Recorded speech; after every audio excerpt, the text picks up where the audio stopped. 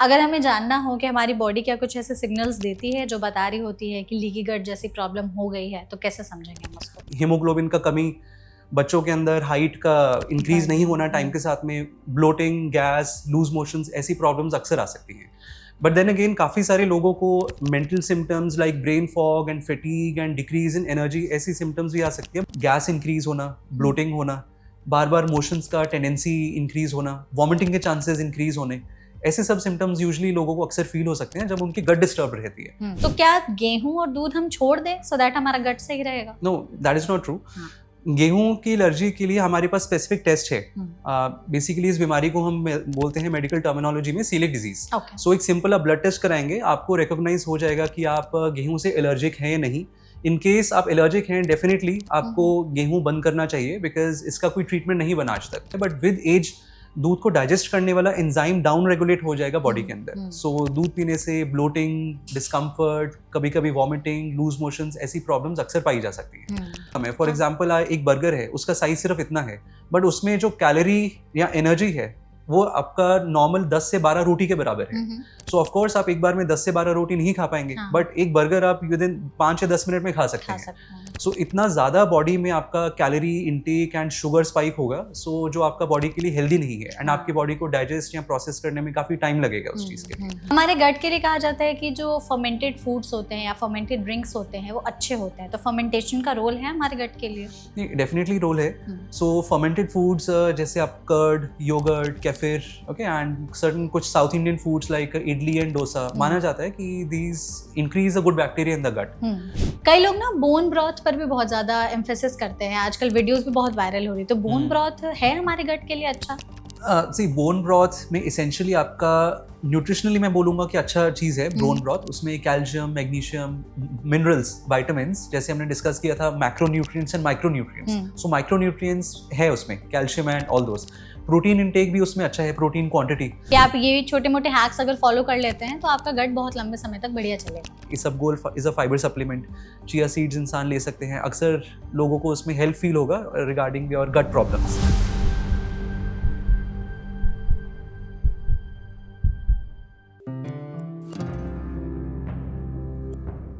Leaky gut एक ऐसा term बन चुका है जो आजकल सोशल मीडिया पर और वेलनेस मार्केट में बहुत ही ज्यादा बेचा जा रहा है, लेकिन क्या सच में ये एक रियल मेडिकल कंडीशन है या इसके बिहाफ पर हम लोगों को फैंसी डाइट्स और एक्सपेंसिव सप्लीमेंट्स बेचे जा रहे हैं? लीकी गट एग्जैक्टली क्या हो जाता है, ये कौन सी कंडीशन है जिसकी वजह से हमारे गट की लाइनिंग हैम्पर हो जाती है, क्या इसके कुछ सिम्टम्स दिखाई देते हैं, और क्या सच में इसको करेक्ट करने के लिए हमको कोई फैंसी डाइट्स या बहुत ज्यादा महंगे सप्लीमेंट्स की जरूरत होती है, या थोड़े बहुत बस लाइफस्टाइल चेंजेस? अगर आपके मन में भी ये तमाम सवाल हैं और आपको लग रहा है कि लीकी गट के बारे में आपको जानकारी जाननी चाहिए, तो इस पॉडकास्ट को एंड तक जरूर देखिएगा। इसमें हम आज लीकी गट के बारे में ही बहुत ही प्रैक्टिकल, वैल्यूएबल और ऐसी इंफॉर्मेशन आप तक साझा करने की कोशिश करेंगे जो आपके लिए बहुत ही यूजफुल होगी। हमारे साथ इस सेशन में जुड़े हुए हैं डॉक्टर जगजोत सिंह गिल, जो कि कंसल्टेंट हैं गैस्ट्रोएंटरोलॉजी डिपार्टमेंट, सर्वोदय हॉस्पिटल में। तो डॉक्टर, इस सेशन में सबसे पहले तो आपका बहुत बहुत स्वागत है। Thank you for having me here. Thank you so much doctor, हमारे साथ जुड़ने के लिए। और हम कोशिश करेंगे कि लीकी गट टर्म के बारे में हम ज्यादा चीजें आपसे जान पाएं, समझ पाएं। ऑल्दो ये बहुत ही ज्यादा ऐसा टर्म बन चुका है जिसको सोशल मीडिया पर काफी ज्यादा इस्तेमाल किया जा रहा है। हमें गट से रिलेटेड कोई भी रील देखते हैं तो उसमें हमें बताया जाता है कि हो सकता है कि आपका गट लीक कर रहा हो, लीकी गट हो, गट की लाइनिंग खराब हो गई हो। तो हम पहले यही चाहते हैं, आप बताइए हमारी ऑडियंस को, क्या है लीकी गट? क्या सच में गट से कुछ लीक हो रहा है सो दैट उसका नाम लीकी गट है? इसको हम कैसे समझेंगे? सी, लीकी गट को फर्स्ट ऑफ ऑल मैं सिंपल भाषा में एक्सप्लेन करूंगा। इसको एक फैंसी टर्म माना जाता है। बहुत सारी साइंटिफिक बॉडीज हैं जिन्होंने इस चीज को प्रमाणता नहीं दी है कि लीकी गट कोई एक पर्टिकुलर बीमारी है। ये डेफिनेटली जरूर माना गया है कि कुछ बीमारियों के कारण गट में सम सॉर्ट ऑफ अ लीकीनेस, या मेडिकल टर्मिनोलॉजी की बात करें तो इंटेस्टाइन में थोड़ी परमेबिलिटी इंक्रीज हो चुकी है। But as such leaky term diagnosis या कोई बीमारी मेडिकली एक्सेप्टेड नहीं है। तो क्या लीकी गट मतलब हमारी गट की लाइनिंग खराब हो गई है, तो ऐसे है कि नॉर्मल गट से वो चेंज होकर के लीकी गट में कन्वर्ट हो जाती है? पहले हमें समझना पड़ेगा गट की लाइनिंग का मतलब क्या है। मेनली जब हम गट की लाइनिंग की बात करते हैं तो हम स्मॉल इंटेस्टीन या छोटी आंत का लाइनिंग की बात करते हैं। हमारी छोटी आंत ऑलमोस्ट 6 मीटर लंबी है। उसका इंटरनल पार्ट में कुछ सेल्स हैं जिनका नाम बोलते हैं एंटेरोसाइट्स। सो एंटेरोसाइट्स एक प्रोटेक्टिव बैरियर बनाते हैं जो आपका harmful chemicals as well as bacterias उनको इंटरनली जाने में ब्लॉक करते हैं। ठीक है। एंटेरोसाइट्स एक दूसरे से बंधे होते हैं विद द हेल्प ऑफ काफी सारे टाइट जंक्शंस। सो टाइट जंक्शंस फर्दर आपका इंटेस्टिनल बैरियर को एनहांस करेंगे एंड आपको बहुत सारी और बीमारियों से बचाएंगे।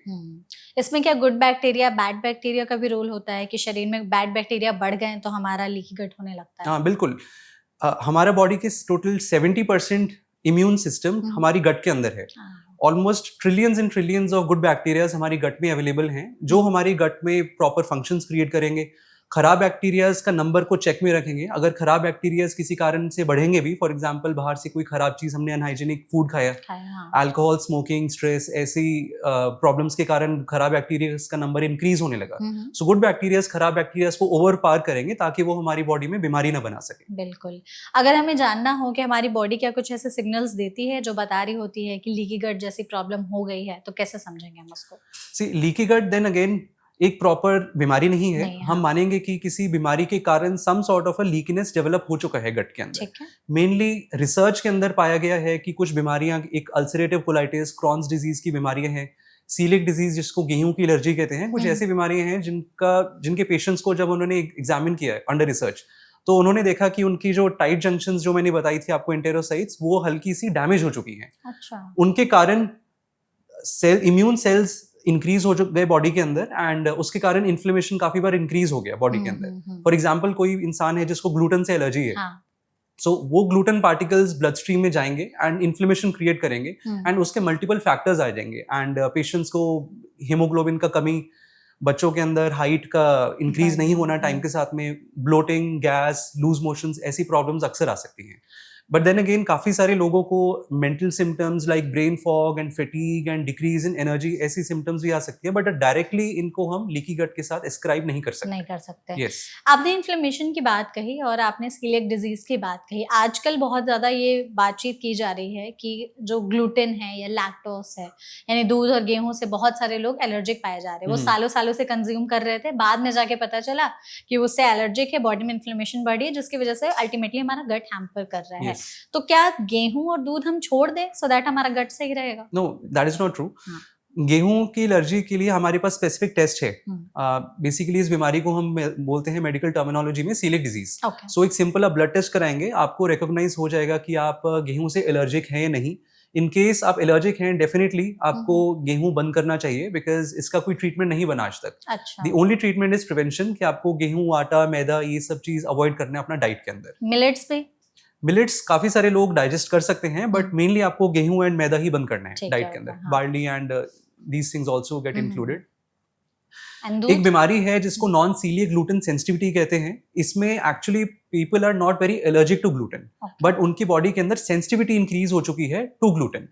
इसको डायग्नोज करने का कोई स्पेशल टेस्ट नहीं है। इसको डायग्नोज आप करेंगे अपनी बॉडी से ग्लूटेन एलिमिनेट करके 6 हफ्ते तक। अगर आपको अपने पेट के सिम्टम्स में ब्लोटिंग, डायरिया, लूज मोशंस में इंप्रूवमेंट लगा after 6 weeks of stopping the gluten, and then आप खा के देखेंगे ग्लूटेन कंटेनिंग प्रोडक्ट्स, आपको वापस से गैस्ट्रो प्रॉब्लम्स इंक्रीज हो गई, तो आप मान सकते हैं कि आपको नॉन सीलियक ग्लूटेन सेंसिटिविटी की बीमारी है। इन 2 कंडीशंस के अलावा बाकी जनरल पॉपुलेशन को ग्लूटेन बंद करने का कोई साइंटिफिक लॉजिक नहीं है। और दूध के साथ भी सेम है? नो, दूध का intolerance is usually known as lactose intolerance. So lactose intolerance normally develop करेगा after the age of 50 to 60 years. अच्छा. Usually scientific terms में पाया गया है कि after the age of 60, almost 70 to 80% of the people, especially South Asians, they develop lactose intolerance. Okay. Yes. तो lactose intolerance early on adulthood में and बच्चों के अंदर कम पाया जाता है, but with age दूध को डाइजेस्ट करने वाला एंजाइम डाउन रेगुलेट हो जाएगा बॉडी के अंदर। सो दूध पीने से ब्लोटिंग, डिस्कम्फर्ट, कभी कभी वॉमिटिंग, लूज मोशंस, ऐसी प्रॉब्लम्स अक्सर पाई जा सकती हैं। सो अगर आपको डायग्नोज करना है लैक्टोज इंटॉलरेंस, अगेन बहुत स्पेशलाइज्ड टेस्ट नहीं है इसके लिए। आप अपना मिल्क बंद करें as well as other lactose containing foods for at least 2 to 3 weeks, 2 से 3 हफ्ते तक। ठीक है। आपको इंप्रूवमेंट लगेगा, वेल एंड गुड। उसके बाद में आप lactose containing foods like milk P के देखें। अगर आपको लगा कि आपके सिम्टम्स इंक्रीज हो चुके हैं, फिर आप बोल सकते हैं कि यस मैं लैक्टोज इंटॉलरेंट हूँ, देन आपको लैक्टोज कंटेनिंग फूड्स अवॉइड करने चाहिए। बट देन अगेन एवरी सब टाइप के मिल्क में लैक्टोज नहीं है, एंड को काफी लैक्टोज फ्री मिल्क्स भी आती हैं जो आप टॉलरेट कर सकते हैं अगर किसी को लैक्टोज इंटॉलरेंस है। प्लांट बेस्ड मिल्क्स हैं, उनके अंदर भी लैक्टोज नहीं है, वो भी लैक्टोज इंटॉलरेंट पीपल अच्छे से डाइजेस्ट कर सकते हैं। सो ऑल्टरनेटिव्स एग्जिस्ट करते हैं मार्केट में। हमने जैसे लैक्टोज और गेहूं की बात की है, आजकल लोगों के पास समय की बहुत ज़्यादा कमी है, तो ऐसे फूड ऑप्शंस आ गए हैं जो रेडी टू ईट या रेडी टू कुक वाले होते हैं, जिसमें बहुत ज़्यादा प्रिजर्वेटिव्स, केमिकल्स का इस्तेमाल किया जाता है, या फ्रोजन फूड्स के लंबे समय तक वो खराब ना हो। क्या ऐसे खानों के इस्तेमाल से भी हमारे गट सेंसिटिविटी या फिर लीकी गट की प्रॉब्लम्स बढ़ी हैं? बिल्कुल श्योर। इन फूड्स को हम बोलेंगे processed and ultra processed foods, because इनको हमने केमिकली प्रोसेस किया ताकि वो स्पॉइल ना हो। अब ऐसे फूड्स की प्रॉब्लम है, these are known as calorie dense foods. So calorie dense food का मतलब इनका क्वांटिटी तो बहुत कम है। फॉर एग्जांपल एक बर्गर है, उसका साइज सिर्फ इतना है, बट उसमें जो कैलोरी या एनर्जी है वो आपका नॉर्मल 10 से 12 रोटी के बराबर है। सो ऑफ कोर्स आप एक बार में 10 से 12 रोटी नहीं खा पाएंगे, बट एक बर्गर आप विदिन 5 या 10 मिनट में खा सकते हैं। सो इतना ज्यादा बॉडी में आपका calorie intake and sugar spike होगा, सो जो आपका बॉडी के लिए हेल्दी नहीं है, एंड आपकी बॉडी को डाइजेस्ट या प्रोसेस करने में काफी टाइम लगेगा उस चीज के लिए। सिमिलरली इनके अंदर फाइबर्स नहीं है। आपका whole fruits and vegetables and salads में फाइबर प्रोडक्ट्स काफी हैं। फाइबर्स हमारी बॉडी में काफी सारे फंक्शंस क्रिएट करेंगे, गट में अच्छे से डाइजेस्ट करना, अच्छे बैक्टीरियाज को प्रोपेगेट करना। लैक ऑफ फाइबर के कारण भी गट में इन्फ्लेमेशन होने के चांसेस इंक्रीज हो जाएंगे। These ultra processed foods, because fibres नहीं है, कॉन्स्टिपेशन होने के चांसेस भी हैं ऐसे फूड्स के कारण। सो इन जनरल लोगों को काफी पेट में डिस्कम्फर्ट फील हो सकती है अल्ट्रा प्रोसेस्ड फूड्स के कारण। प्लस बहुत सारी बीमारियां ऐसी फूड प्रोडक्ट से लिंक्ड हैं, ना कि सिर्फ gut but heart related issues, diabetes, मोटापा, brain related disorders, kidney dysfunctions. Diabetes supposing किसी को हुआ, डायबिटीज से बहुत सारी और बीमारियां हो सकती हैं, heart related, brain, kidney, liver related. So ये तो बीमारी का एक घर है। बिल्कुल, processed and ultra processed foods एकदम अवॉइड। आजकल जैसे फूड एडल्ट्रेशन भी हम देख रहे हैं बहुत ज्यादा, हर खाने में मिलावट हो रही है, कोई भी चीज हमें प्योर नहीं मिल पा रही है पहले के मुकाबले में।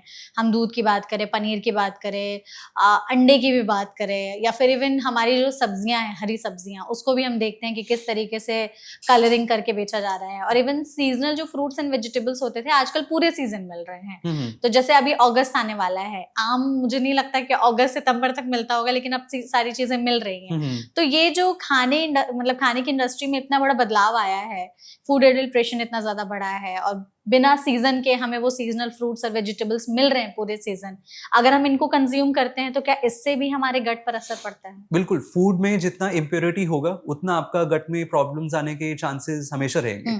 सो जितना पॉसिबल है हमें seasonal fruits and seasonal vegetables खाने चाहिए, एंड प्रिजर्वेटिव्स वाली फूड्स हमें हमेशा अवॉइड करनी चाहिए। आपका जो भी फ्रोजन फूड्स हैं always and always avoid. Okay, and जितना फ्रेश फूड्स खाएंगे, होल फ्रूट्स खाएंगे, सो आपका गट ओवरऑल इतना हेल्दी रहेगा। yes. जो शुगरी ड्रिंक्स की बात करते हैं, जिसका क्रेज आज के समय में बहुत ज्यादा बढ़ रहा है, एक स्टडी आई थी कि जो यंगस्टर्स है वो अल्कोहल से ज्यादा ये शुगरी ड्रिंक्स कंज्यूम कर रहे हैं, वो भी उतनी ही बुरी है अल्कोहल के कंपैरिजन में। तो अगर हम शराब की बात करें, शुगरी ड्रिंक्स की बात करें, इवन फ्रूट जूसेस की बात करते हैं, तो क्या ये ओवरऑल मिलकर के हमारे गट को खराब कर रहे हैं? सिर्फ गट को नहीं, बहुत सारी और प्रॉब्लम्स भी क्रिएट करेंगे। और फ्रूट जूसेस नॉट जस्ट और आपकी जो शॉप्स के अंदर पैकेज फ्रूट मिलता है, बट इवन सपोजिंग आप ऑरेंजेस, संतरे का जूस भी पियेंगे। सो संतरा को अगर आपको खाना है, ऑरेंजेस को, कीनों को, सो आप एज अ होल फ्रूट खाइए, बिकॉज उसके अंदर फाइबर भी है। आप फाइबर खाएंगे साथ में, सो फाइबर आपका पेट में, इंटेस्टाइन्स में काफी लंबे टाइम तक पड़ा रहेगा, मेनली पेट के अंदर। आपको एडिशनल फूड खाने का इच्छा कम रहेगा, आपको काफी टाइम तक फुल रखेगा। अगर इन कॉन्वर्स अगर आप उसका जूस बना के पियेंगे, that is almost pure sugar. वो सब शुगर आपका बॉडी में जाके इन्फ्लेमेशन होगा, खराब बैक्टीरियाज का नंबर इंक्रीज होगा, ब्लोटिंग इंक्रीज होगा, प्लस फैटी लिवर के चांसेस एंड डायबिटीज एंड बाकी सब बीमारियों के चांसेस को भी बहुत इंक्रीज करेगा। देन आर्टिफिशियल स्वीटनर्स का प्रॉब्लम इज, वो भी आपके गट के हेल्थ को इम्पैक्ट करेंगे। काफी सारे शुगरी ड्रिंक्स के अंदर कैफीन भी है, and beyond a very high limit caffeine का प्रेजेंस है, वो भी आपके गट को खराब करने में उसका भी रोल है, कंट्रीब्यूशन है। ओवरऑल अगर हमें समझना हो कि ऐसे कुछ खाने जो हमारे गट के लिए सच में बहुत ही ज्यादा टॉक्सिक हैं, जिसको हम कट डाउन कर सकते हैं, तो कुछ ऐसी लिस्ट है? फर्स्ट ऑफ ऑल तो टॉक्सिन्स, जो टॉक्सिन्स ही है आपके, alcohol is a toxin. Okay, पहले माना जाता था अल्कोहल का सेफ लिमिट है, आप वीक में 2 drinks per day for mails and 1 for female, but आजकल रिसर्च आ रहा है कि any amount of alcohol is dangerous for the body. चाहे आप 1 ड्रिंक भी लें, वो आपका लिवर को खराब करे नहीं करे, बट आपकी गट की लाइनिंग को जरूर खराब कर सकती है। अल्कोहल से मल्टीपल कैंसर्स भी लिंक्ड है। Alcohol is the class 1 carcinogen, stomach cancer, intestinal cancer, बहुत सारी और कैंसर्स आपकी लिंक्ड है। सो अल्कोहल बहुत बड़ा कल्प्रिट है, so it is a toxin. उसके बिना जैसे हमने बात की आपका processed foods, ultra processed foods, उनको हमें अवॉइड करना चाहिए कम्प्लीटली।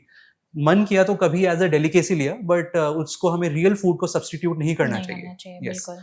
तो ये सारे टॉक्सिन्स होते हैं टॉक्सिन्स हैं आपके। और कुछ ऐसे खाने हैं जो हमारे गट को नेचुरली हील करने में या डिटॉक्स करने में मदद करते हैं, जो हम अपनी डाइट में शामिल कर सकते हैं। ओवरऑल हमें अपना डाइट को बैलेंस डाइट बनाना चाहिए। सी ऑलमोस्ट हमें फंक्शन करने के लिए 2000 किलो कैलोरीज चाहिए ऑन एन एवरेज हर इंसान को। 3 मैक्रोन्यूट्रिएंट्स हैं हमारी बॉडी के अंदर, 1 is carbohydrate, 2nd is protein and 3rd is fat. So on average 50% आपका कैलोरी का इंटेक कार्बोहाइड्रेट से आना चाहिए, 30 to 40% from protein and 10% from fat. बाकी आपके विटामिन्स एंड मिनरल जरूर आ जाएंगे। सो काफी सारे लोग प्रोटीन इंटेक बहुत कम रखते हैं अपना एंड कार्बोहाइड्रेट बहुत इंक्रीज कर देते हैं।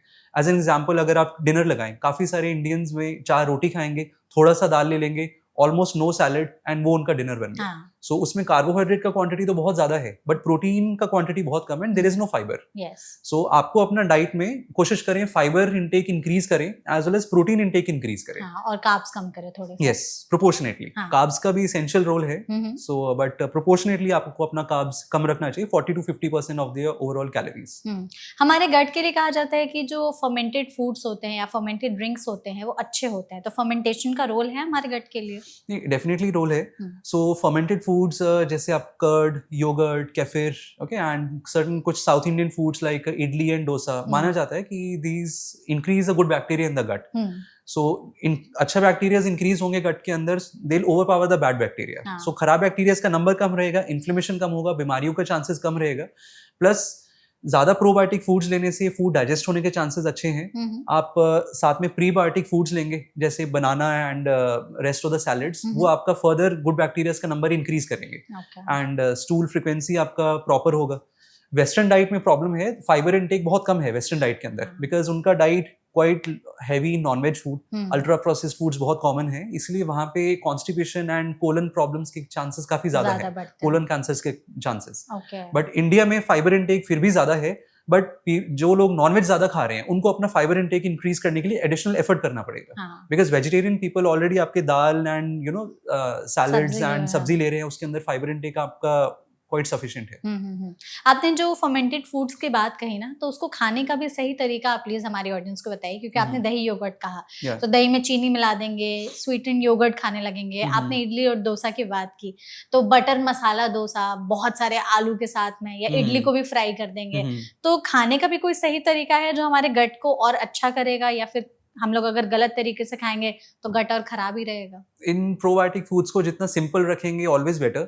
अगर कोई हार्मफुल सब्सटेंस उसके अंदर मिलाएंगे जैसे शुगर, तो ऑफ कोर्स आपका बॉडी में हार्म करेगा। वो आपका दिस इज सिमिलर कि आप अलग से शुगर खा रहे हैं एंड अलग से आप दही खा रहे हैं। इसका कोई लॉजिक नहीं कि आपने दही के अंदर शुगर डाला ताकि शुगर हेल्दी बन जाए। नहीं, वैसा कुछ नहीं है। इसमें ना एक आजकल चला है कि हमने कुछ गंदा खा लिया, कुछ खराब खा लिया, तो हम जो अगला मील होगा वो कुछ ऐसा खा लेंगे जो कि हमारे पूरे बॉडी को डिटॉक्स कर दे। इससे कुछ मदद मिलती है कि हमने सुबह समोसे मतलब पूड़ी कचौड़ी खा लिया, और जो हमारा नेक्स्ट मील है उसमें हमने फाइबर या सैलेड्स खा लिए, तो ऐसा कुछ होगा कि कट डाउन हो जाएगा? ये सिर्फ आई थिंक मेंटल सेटिस्फैक्शन के लिए है, एंड इसके पीछे कोई साइंस बैक्ड एविडेंस नहीं है। This is a complete myths. ठीक है। एंड मे बी अगर आप नेक्स्ट मील भी ज्यादा हैवी खाएंगे, आपका हेल्थ और खराब होगा। सो शायद नेक्स्ट मील हेल्दी खाने से आपका बॉडी में उतना इम्पैक्ट खराब नहीं पड़ेगा जितना ओरिजिनली पड़ना चाहिए था। ठीक है। कुछ साइंस है डॉक्टर ऐसे लीकी गट के जो हम समझ सकते हैं, जैसे कि हमारे आपने कहा डाइजेशन रिलेटेड, तो डाइजेशन में हम क्या देखें, स्किन में, हेयर में, ओवरऑल हमारी बॉडी में ऐसे कुछ चेंजेस जो कितने दिनों तक चल रहे हैं तो हमें समझ में आ जाना चाहिए कि शायद गट रिलेटेड कुछ इश्यूज हैं? गट रिलेटेड इश्यूज बहुत ज्यादा वेरिड है, इसके बहुत ज्यादा सिम्टम्स हो सकती हैं गट रिलेटेड, एंड बहुत सारे रीजंस भी हो सकते हैं गट रिलेटेड इश्यूज के। अब लीकी गट, जैसे हमने स्टार्टिंग में बात किया था, ये कोई बीमारी नहीं है। किसी प्रॉब्लम, किसी बीमारी के कारण, जैसे गेहूं की एलर्जी या इन्फ्लेमेटरी बाउल डिजीज, आईबीएस का बीमारी, या स्ट्रेस, अल्कोहल, इन सब के कारण आपका इन्फ्लेमेशन इंक्रीज हो सकती है, एंड इसके कारण आपको सिम्टम जरूर डेवलप हो सकती है। सो पेशेंट्स को अक्सर पेट में जलन होना, गैस इंक्रीज होना, ब्लोटिंग होना, बार बार मोशंस का टेंडेंसी इंक्रीज होना, वॉमिटिंग के चांसेस इंक्रीज होने, ऐसे सब सिम्टम्स यूजुअली लोगों को अक्सर फील हो सकते हैं जब उनकी गट डिस्टर्ब रहती है। बट डायरेक्टली हम बोलें this is because of leaky gut, that is not true, not science backed. ठीक है। कोई टेस्ट है जो हमें बताते हैं कि हमारे गट की हालत अभी कैसी चल रही है, कैसी नहीं? लीकी गट के लिए अगर आप टेस्ट की बात करेंगे, कोई साइंटिफिकली वैलिडेटेड टेस्ट नहीं है। जो भी टेस्ट हैं आपके रिसर्च पर्पस में है। ठीक है। आपके स्टूल टेस्ट हैं, ब्लड टेस्ट हैं, एक प्रोटीन है जिसको जोनुलिन, उसको मेजर करते हैं। बेसिकली जोनुलिन आपका एंटेरोसाइट्स के बीच में है, अगर वो डैमेज हो जाएगी तो the levels will increase in the stool as well as in the blood. Okay. Then कुछ ब्लड टेस्ट है जिसमें आप फूड सेंसिटिविटीज टेस्ट कर सकते हैं, बट अगेन साइंस बैक्ड नहीं है। मेनली अगर आपको अपनी लीकी गट को कोरिलेट करना है सिम्टम्स के साथ में, आप कुछ बीमारियों का एविडेंस ढूंढेंगे, जैसे गेहूं की एलर्जी, उसका स्पेसिफिक ब्लड टेस्ट है। आप मिल्क रोक के देख सकते हैं, अगर आपको लगे कि लैक्टोज इंटॉलरेंस डेवलप हो रही है, आपको दूध से प्रॉब्लम्स है, वो कर सकते हैं। काफी बार क्रॉन्स डिजीज एक करके एक बीमारी है जो इन्फ्लेमेशन इंक्रीज करेगी आपके गट के अंदर, उसके लिए हम सीटी स्कैन या बायोप्सीज लेते हैं। सो आप बीमारी ढूंढेंगे रादर देन आप लीकी गट के टेस्ट को डायग्नोज करें। आपने सबसे पहले स्टूल टेस्ट कहा और फिर ब्लड टेस्ट कहा। तो स्टूल टेस्ट को मतलब कैसे होता है, ये क्या हमारा तरीका है जानने के लिए? कि रिसर्च के अंदर है। ये आपका रूटीनली अवेलेबल नहीं है हॉस्पिटल्स के अंदर। एंटेरोसाइट्स मैंने एक्सप्लेन किया था आपको, जो सेल्स हैं आपके इंटेस्टाइन्स के अंदर, उनके बीच में जोनुलिन नाम का प्रोटीन है जो आपका बैरियर क्रिएट करेगा ताकि आपके हार्मफुल सब्सटेंसेस बॉडी में ना जाएं एंड न्यूट्रिएंट्स एंड वाटर अच्छे से एब्जॉर्ब हो जाए। बिकॉज ऑफ स्ट्रेस फैक्टर्स, बीमारियों के कारण जोनुलिन के लेवल, जोनुलिन ब्रेकडाउन हो जाएगा। सो ब्रेकडाउन होगा, उसका लेवल्स ब्लड के अंदर इंक्रीज होगा एज वेल एज उसका ब्लड स्टूल के अंदर इंक्रीज हो सकता है। सो रिसर्च में पाया गया है कि काफी सारी बीमारियों के अंदर जोनुलिन लेवल्स इंक्रीज हो जाते हैं, बट रियल वर्ल्ड में ये फॉलो नहीं होता। आपने बार बार इन्फ्लेमेशन की बात कही है डॉक्टर अभी तक के हमारे कॉन्वर्सेशन में। ऐसा कुछ है कि अगर हम एंटी इन्फ्लेमेटरी डाइट को फॉलो करते हैं तो लीकी गट की या गट रिलेटेड प्रॉब्लम्स में थोड़ा सा हमें राहत मिल सकती है? Firstly, anti inflammatory diet is again a fad. ऐसे कुछ नहीं होगा जैसे हम बोलेंगे this is an anti inflammatory diet. हम सिंपल बोल सकते हैं this is a healthy diet, this ये आपको खाना है और ये सब चीज आपको नहीं खाना। ठीक है। सो जो नहीं खाना हमने डिस्कस किया, alcohol completely avoid as much as possible, processed ultra processed foods avoid, oily foods avoid. अगर कॉन्स्टिपेशन है किसी को, उनको मैदा प्रोडक्ट्स कम खाना चाहिए क्योंकि उनमें फाइबर्स नहीं है। नॉनवेज खाने से कॉन्स्टिपेशन के चांसेस इंक्रीज हो सकते हैं। स्ट्रीट फूड्स, अनहाइजीनिक फूड्स, ये सब भी हमें अवॉइड करने चाहिए क्योंकि चांसेस हैं कि अनहाइजीनिक है। जितना पॉसिबल है आप अपना घर पे खाना खाएं, सो चांसेस हैं कि आपका गट ओवरऑल हेल्दी रहेगा। हमारी ऑडियंस ना कुछ ऐसे फूड आइटम्स की लिस्ट हमारे साथ शेयर करते रहते हैं कि उन्होंने अपनी डाइट में ये शामिल किया तो उनको हेल्प मिली। तो हमने उसकी एक सेट बनाया है। हाँ, प्लीज बताइएगा कि क्या ये मदद कर सकते हैं कि नहीं। सबसे पहले सिनेमन वाटर, अगर हम थ्रू आउट द डे उसको पीते रहें तो शरीर में इन्फ्लेमेशन कम होगा, गट रिलेटेड प्रॉब्लम से राहत मिल सकती है सच्चाई? इनका कोई साइंटिफिक बैकिंग नहीं है। हाँ। इसके पहले आप लिस्ट ऑफ फूड्स बताएं, मैं पहले ही सबके लिए एक ब्लैंकेट आंसर दे सकता हूँ। कोई भी साइंटिफिक बैकिंग नहीं है, but then again to each person his own. अगर किसी को लगेगा कि उनको सिनेमन वाटर से या सपोजिंग योगर्ट, केफिर या चिया सीड से उनको हेल्प है, उनको ऑफ कोर्स ले लेना चाहिए, बिकॉज कुछ हार्म्स भी डॉक्यूमेंटेड नहीं है ऐसी चीजों के। सो अगर लगेगा कि बेनिफिट है, आपका डाइजेशन ठीक है, ब्लोटिंग इश्यूज कम हो रहे हैं, फॉर एग्जांपल काफी सारे लोग मेरे पास आते हैं पेशेंट्स जो कहते हैं जीरा वाटर से उनको एसिडिटी में बहुत रिलीफ लगता है। सो हम ले या नहीं ले, सो मेरा सिंपल आंसर है अगर आपको रिलीफ लग रहा है तो आप ऑफ कोर्स ले, मैं आपको रोकूंगा नहीं लेने से। तो ऐसे ही है, मतलब सिनेमन वाटर है, जीरा वाटर है, इवन कई लोग कच्ची हल्दी या लहसुन खाते हैं, जिंजर वाटर वगैरह भी कंज्यूम करते हैं, तो ये सारी चीजें मतलब सपोर्ट कर सकती हैं अगर रिलीफ लगेगा। ऐसा नहीं है सिनेमन वाटर किसी एक इंसान को रिलीफ लगे तो बाकी लोगों को भी रिलीफ लगेगा। Same holds true for ginger water and हल्दी। सो हल्दी को यूजुअली एंटी इन्फ्लेमेटरी फूड्स में गिना गया है, बट कुछ स्टडीज हैं एंड कुछ बीमारियां हैं, जैसे अल्सरेटिव कोलाइटिस का बीमारी है, बोला जाता है कि आप हल्दी इंक्लूड करेंगे अपनी डाइट के अंदर, सो आपका गट इन्फ्लेमेशन कम हो सकता है, but scientific banking is very less. अगर आपको लग रहा है कि आपको बेनिफिट है, सो of course go ahead and have it. Okay, हमने जैसे ना शुरुआत में बात की थी कि जैसे लीकी गट को लेकर के हमें बहुत ज्यादा फैंसी डाइट्स हो गए, एक्सपेंसिव सप्लीमेंट्स बेचे जा रहे हैं, तो क्या किसी फैंसी डाइट को फॉलो करने से सच में हमारे गट रिलेटेड प्रॉब्लम्स सही हो सकती हैं? क्योंकि लोग अक्सर क्रैश डाइट्स पे चले जाते हैं, या ऐसी डाइट्स जो थोड़ी टाइम के लिए तो उनको असर दिखाती है बट लॉन्ग टर्म में उनका कोई रोल नहीं होता है। See, anti inflammatory and fancy diets का मैं बहुत ज्यादा बड़ा फैन नहीं हूँ। मैं यूजुअली पेशेंट्स को यही बोलूंगा कि आप अपना बेसिक्स को सिंपल रखें। हाँ। अगर आपका जितना कैलोरी रिक्वायरमेंट जैसे डिस्कस किया हमने, आप प्रोपोर्शनेटली उतना कार्बोहाइड्रेट्स लें, उतना प्रोटीन्स लें, उतना फैट्स लें। आप अपने अल्कोहल इंटेक को कम रखें, अपना फाइबर इंटेक ठीक रखें। Usually 30 grams of fibre per day almost हर इंसान को चाहिए। ठीक है। अपना एक्सरसाइज करें, स्ट्रेस मैनेजमेंट करें। सो बेसिक्स आप ठीक रखेंगे, आपको फैंसी चीज का नीड नहीं है। अगर फैंसी चीज आप लोगे बट आपका बेसिक्स ठीक नहीं है, डाइट, एक्सरसाइज एंड ठीक नहीं है। फॉर एग्जाम्पल अगर आप सो नहीं रहे ठीक से, रात में सिर्फ 3 या 4 घंटे सो रहे हैं, आप कितना भी सप्लीमेंट्स एंड फैंसी डाइट्स लें, कोई यूज नहीं है किसी चीज का। सेम विद सप्लीमेंट्स, जो गट के सप्लीमेंट्स बेचे जा रहे हैं कि आप 7 दिन के लिए हमारा सप्लीमेंट्स लीजिए, 21 दिन के लिए, तो आपका गट जो है जितनी गंदगी है सब निकल जाएगी। I think these are marketing strategies, okay. And अगर आपको कोई सच में बीमारी है जिसमें सप्लीमेंट्स है, सप्लीमेंट्स में यूजुअली प्रोबायोटिक्स ही बेचे जाते हैं आजकल। सो प्रोबायोटिक्स का बहुत लिमिटेड बीमारियों के अंदर रोल है, बच्चों के अंदर रोल है कुछ बीमारियां प्रिवेंट करने के लिए। अल्सरेटिव कोलाइटिस में आपकी कुछ कॉम्प्लिकेशंस को प्रिवेंट करने में हेल्प करेगी प्रोबायोटिक्स। काफी बार एंटीबायोटिक रिलेटेड डायरिया हो जाता है लोगों को, उसके अंदर प्रोबायोटिक्स अक्सर हेल्प करेंगी। बट पेशेंट्स भी मेरे से पूछते हैं कि हम प्रोबायोटिक कैप्सूल डेली लें, मैं उनको मना कर देता हूँ कि आप कैप्सूल मत लो, बट प्रोबायोटिक रिच फूड्स खाइए डेली बेसिस पे, वो आपके लिए ज्यादा हेल्पफुल रहेगा एंड पॉकेट में भी इजी। आपने डॉक्टर जो हमारे डाइट प्रोपोर्शन की बात कही थी ना कि कार्ब्स, फाइबर और प्रोटीन और फैट्स ये हमें जरूरी है। एक दिन में हमें कितने कार्ब्स, प्रोटीन या फाइबर या फैट्स की मात्रा कंज्यूम करनी चाहिए so that gut related problems ना हो हमें? सो कैलोरीज के ऊपर डिपेंड करेगा आपका। अगर आप बहुत ज्यादा न्यूमेरिकली इंटरेस्टेड हैं तो आप अपना कैलोरी इनटेक एक दिन का काउंट कर सकते हैं। यूजुअली फीमेल्स को 2000 कैलोरीज चाहिए, 1 किलो कैलोरीज एक दिन के अंदर, एंड मेल्स को यूजुअली अगर आप मॉडरेटली एक्टिव हैं तो 2200 to 2500। सो परसेंटेज हमेशा मैटर करेगा आपका। देन आपको एग्जैक्टली मैं नंबर ऑफ ग्राम्स नहीं बता पाऊंगा बिकॉज डिफरेंट फूड्स में डिफरेंट ग्राम्स अवेलेबल है। कोई बर्गर है सपोजिंग, वो कम ग्राम्स में बहुत एक्स्ट्रा कैलोरीज दे देगा, एंड आपकी चपाती एंड राइस है, उसका वॉल्यूम ज्यादा है बट उसका कैलोरी ओवरऑल डेंसिटी कम है। सो 50% carbs, 30 to 40% from proteins and 10 to 12% from fats, but healthy fats. Because fats भी आपका 2 टाइप के हैं, healthy and unhealthy. And healthy fats आपके घी में है, एवोकाडो में है, एंड अनहेल्दी फैट्स आपके ट्रांस फैट्स जो प्रोसेस्ड फूड्स में है। सो जो फैट्स आपका 10% चाहिए, that should be healthy fats. Okay, हम लोग जैसे कुकिंग पर बात करते हैं तो आजकल हमारे कुकिंग ऑयल की भी काफी ज्यादा बात होती है, उसको लेकर के भी बहुत से ऐसे हम एड्स वगैरह देखते रहते हैं, मोनोसैचुरेटेड, पॉली अनसैचुरेटेड फैट्स। क्या है ये सारे? कुछ ऐसा है कि हमारे लिए सच में कौन सा तेल हेल्दी है जिससे हमारी गट में जो दिक्कतें हैं वो सही हो सकती हैं? पॉली अनसैचुरेटेड फैट्स को अक्सर हेल्दियर ऑप्शन माना जाता है, and vegetable and seed oils से माना जाता है इन्फ्लेमेशन इंक्रीज होने के चांसेस, बिकॉज उनमें प्रोसेसिंग ज्यादा है। तो कौन सा खा सकते, मतलब ले सकते हैं हम तेल फिर? पॉली अनसैचुरेटेड के अंदर रिच हो जो आपका ऑयल, प्लस आप देसी घी भी कम क्वांटिटीज में, लिमिटेड क्वांटिटीज में यूज कर सकते हैं, बिकॉज उसको भी हेल्दी फैट माना जाता है। And but then again oil को ओवर यूज ना करें एंड बार बार उसको रीहीट ना करें, that is very important, because जितनी बार उसको रीहीट करेंगे उसमें इन्फ्लेमेटरी टॉक्सिन्स की क्वांटिटी इंक्रीज हो सकती है। बिल्कुल। अभी हम लोग ना जैसे ज्यादातर खाना बनाने पर फोकस करते हैं, ऐसा कुछ है कि हम लोग जितना रॉ वेजिटेबल्स खाएंगे या फ्रूट्स खाएंगे, अगर हम अपनी एक डाइट को रॉ वेजिटेबल या फ्रूट से ही रिप्लेस कर देंगे तो हमें हेल्प मिलेगी?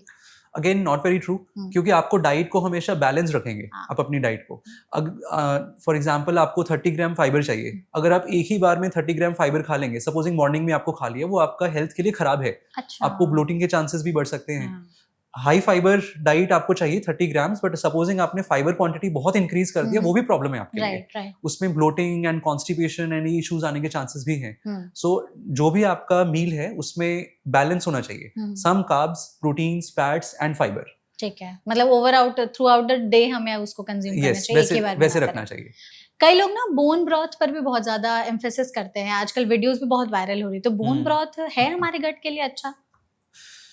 बोन ब्रॉथ में एसेंशियली आपका न्यूट्रिशनली मैं बोलूंगा कि अच्छा चीज है बोन ब्रॉथ। उसमें कैल्शियम, मैग्नीशियम, मिनरल्स, विटामिन्स, जैसे हमने डिस्कस किया था, macronutrients and micronutrients. So micronutrients है उसमें, calcium and all those. Protein intake भी उसमें अच्छा है, प्रोटीन क्वांटिटी। सो छोटे बच्चे, बहुत एडल्ट्स जो ज्यादा च्यू अच्छे से नहीं कर सकते या जिनको कोई डेंटल प्रॉब्लम्स हैं, वो अक्सर बोन ब्रॉथ ले सकते हैं। बट अगर आप बोलेंगे कि बोन ब्रॉथ लेने से ही मेरा गट ठीक हो जाएगा, अगेन नॉट ट्रू। और कोलेजन सप्लीमेंट्स जो हैं उनके लिए भी काफी ज्यादा, अगेन नॉट ट्रू कि कोलेजन सप्लीमेंट से ठीक हो जाएगा। एंड क्लेम किया जाता है बाय कंपनीज की कोलेजन लेने से आपका स्किन अच्छा होगा, आपको रिंकल्स कम आएंगे। बट अगर आपके बेसिक्स ठीक नहीं है, फॉर एग्जाम्पल आप बहुत स्ट्रेसफुल लाइफ जी रहे हैं, आप कोलेजन ले भी लेंगे, early wrinkles and old age के चांसेस इंक्रीज हो सकते हैं। सो स्ट्रेस मैनेजमेंट इंपॉर्टेंट है ऐसे केसेस में। हम लोगों ने जो डाइट पर इतनी बातचीत की है, उसमें एक्सरसाइज का भी कुछ रोल है कि हम किस तरीके से एक्सरसाइज करते हैं, मूवमेंट रखते हैं जो हमारे गट के लिए सही है? सब चीजों का रोल है, diet and exercise as well as sleep. So इसलिए हम बोलेंगे कि लाइफस्टाइल का रोल है जिसमें तीनों चीज इंक्लूड आ जाएंगी आपके। सो एक्सरसाइज आपको डेफिनेटली करना है, जितना आप अपना एक्सरसाइज करेंगे, ऑफ कोर्स ओवरडू नहीं करना ताकि आपका बॉडी स्ट्रेसफुल रिस्पांस में ना चला जाए। सो आप ट्राई करें कार्डियो करने का, स्ट्रेंथ ट्रेनिंग करने का, मिक्स एंड मैच करने के लिए। सो यूजुअली बोला जाता है आपका 150 मिनट्स पर वीक ऑफ एक्सरसाइज एटलीस्ट आपको चाहिए per week to keep the gut moving and heart functions के लिए। ओके, और सेम विद स्लीप और स्ट्रेस का कितना रोल है? स्लीप आपको 7 to 9 आवर्स कोशिश करेंगे कि आपको नाइट में स्लीप आए एट अ सिंगल स्ट्रेच। काफी सारे पेशेंट्स बोलते हैं कि हम 7 घंटे सो जाते हैं, बट कैसे 3 घंटे रात में एंड 4 घंटे दिन में। अच्छा, नहीं। सो वो आपका हेल्थ के लिए ठीक नहीं है, बिकॉज स्लीप एक सिंगल साइकिल नहीं है। स्लीप के मल्टीपल फेजेस हैं। जो सबसे रिलैक्सिंग फेज आएगा रेम स्लीप, वो यूजुअली 3 से 4 घंटे की नींद के बाद ही डेवलप होगा। आप 3 घंटे बाद उठ गए, आपका रेम साइकिल तो आया नहीं, तो आप ठीक से फ्रेश फील नहीं करेंगे।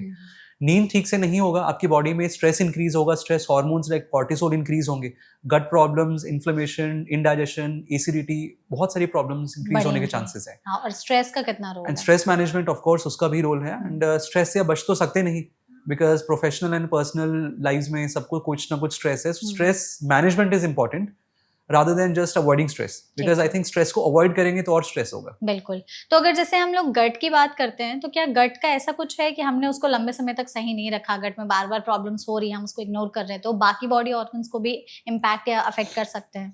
नहीं, जरूर कर सकते हैं। काफी सारे बॉडी ऑर्गन्स को इम्पैक्ट कर सकते हैं।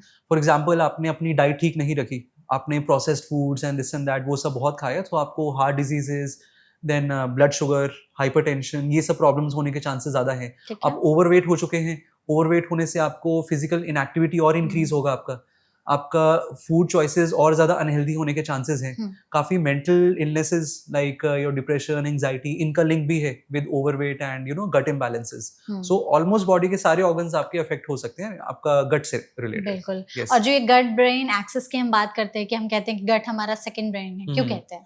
सो गट ब्रेन एक्सिस का ओरिजिनेशन कुछ साल पहले ही हुआ था इस टर्म का। इसमें बोला जाता है कि आपकी गट के अंदर इतने ज्यादा बैक्टीरियाज हैं कि वो भी आपकी बॉडी को पूरा रेगुलेट करते हैं, जैसे आपका central nervous system brain regulate करेगा। अच्छा।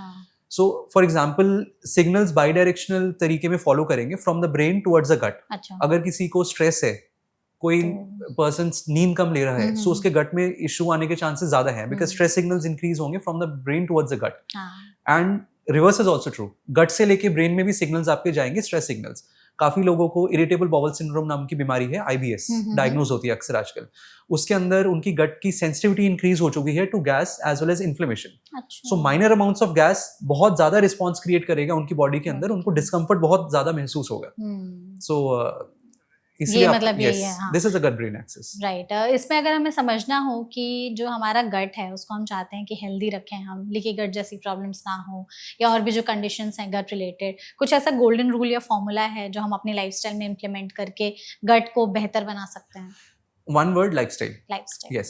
Lifestyle means diet, exercise and sleep. And rest आप अपने vices avoid करें, like alcohol and और जब जो भी आपके खराब foods हैं उनको avoid करें। ज़्यादा complicate करने का need नहीं है, I think हमें। And fancy terms and fancy diets को follow करने का need नहीं है। And just plain and simple old style lifestyle. और कोई सिंपल सा हैक आप जो हमारी ऑडियंस को बताना चाहेंगे, जो हम लोगों ने अब तक बात की हमारे इस सेशन में, कि आप ये छोटे मोटे हैक्स अगर फॉलो कर लेते हैं तो आपका गट बहुत लंबे समय तक बढ़िया चलेगा? सो डाइट में बैलेंस डाइट, ओके, एंड अपने फाइबर इनटेक अपना ठीक रखेंगे, usually 28 to 30 grams of fibre on a daily basis. अगर आप फाइबर इनटेक इतना नहीं रख सकते तो फाइबर सप्लीमेंट जरूर ले सकते हैं। Isabgol is a fibre supplement. Chia seeds इंसान ले सकते हैं, अक्सर लोगों को उसमें हेल्प फील होगा regarding your gut problems. And protein का आप क्वांटिटी ठीक रखें। अगर प्रोटीन का क्वांटिटी आपका डाइट में काफी कम है, सो आपको एडवांस्ड एज के अंदर मसल लॉस एंड वीकनेस होने के चांसेस काफी ज्यादा है। एंड विटामिन्स मिनरल्स इंपॉर्टेंट है जो आपके फ्रूट्स एंड सैलड से आएंगे। फाइबर इनटेक इंक्रीज करने के लिए कोशिश करेंगे, जो फ्रूट एंड सैलड वो है पॉसिबल है तो आप उसको पील के साथ खाएं, छिलके के साथ में। जैसे आपने एप्पल खाना है, गुआवा खाना है, सो उसको आप छिलके के साथ में खाएं। कुछ कोकम्बर्स हैं आपके, खीरा, उसको भी आप छिलके के साथ इंक्लूड करें अपनी डाइट के अंदर। सो उससे आपकी फाइबर इनटेक इंक्रीज होगा। एक्सरसाइज जैसे मैंने एक्सप्लेन किया, आपको डेली बेसिस में करना है, चाहे थोड़ा सा किया बट डेफिनेटली करना है आपने एक्सरसाइज। प्रिवेंट करेंगे कि आप अपना स्लीप को कॉम्प्रोमाइज करें बाकी चीजों के लिए। एंड इन सब चीज़ों का ध्यान रखेंगे, मेनली इन सब चीज़ों का। बिल्कुल। आपने आई थिंक डॉक्टर हमें जो चीज़ें बताई हैं, समझाई, वो आई एम श्योर हमारी ऑडियंस को समझने में बहुत ही आसानी होगी। आपने सच में बहुत ही सिंपल लैंग्वेज में सभी चीज़ों को बताया और बहुत ही प्रैक्टिकल इन्फॉर्मेशन दी, जो बहुत ज़्यादा कॉम्प्लिकेटेड नहीं है। छोटी-छोटी चीज़ें अगर सभी लोग फॉलो करने लगेंगे तो गट रिलेटेड इश्यूज से बच सकते हैं। थैंक यू सो मच हमारे साथ जुड़ने के लिए और अपना कीमती वक्त हमें देने के लिए। I hope you enjoyed this session. I did. Thank you so much and thank you so much audience इस वीडियो को यहाँ तक देखने के लिए। अगर आपके मन में लीकी गट से रिलेटेड कोई और सवाल है तो प्लीज कमेंट सेक्शन के जरिए पूछ सकते हैं आप। ऐसे और भी वीडियोस के लिए फॉलो करते रहिए एनवीजी लाइव। Thank you.